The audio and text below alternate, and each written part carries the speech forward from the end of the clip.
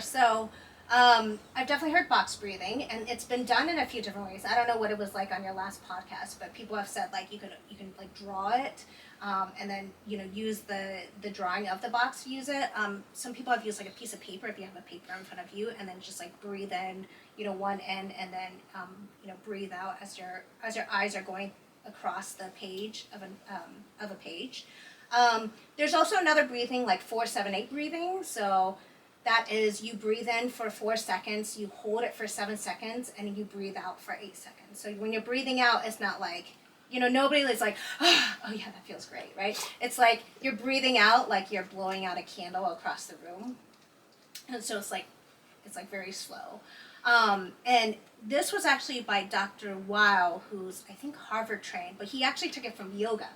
So, so there's like a cultural background to this where, everybody knows like yoga. There's tons of evidence for how good it is for your body.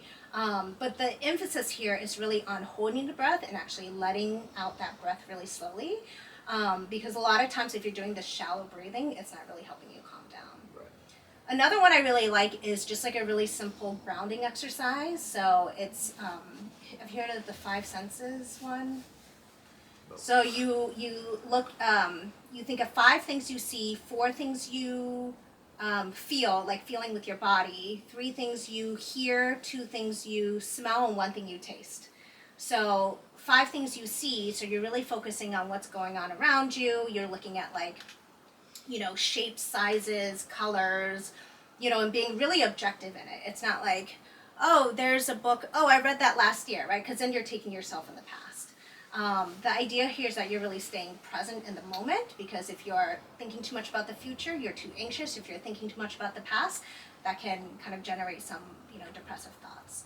So 5 things you see, and then 4 things you feel, so feeling with your body.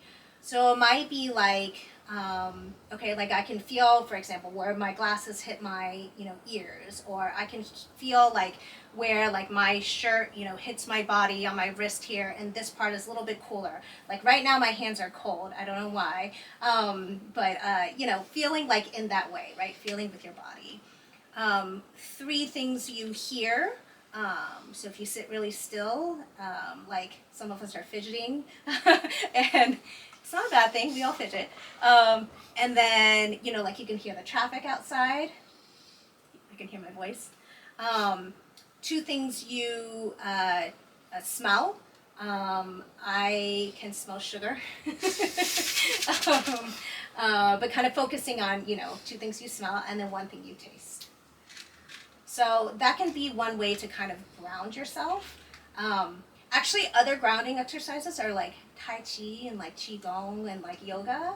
And the idea is like you're kind of connecting with like the earth. I don't know exactly what it is. Like you're like connecting with like the earth, and like you're getting your like electro whatever back in balance and whatever else. Idea is like you're recentering yourself, you're slowing down, and you're kind of refocusing in that way. Yeah.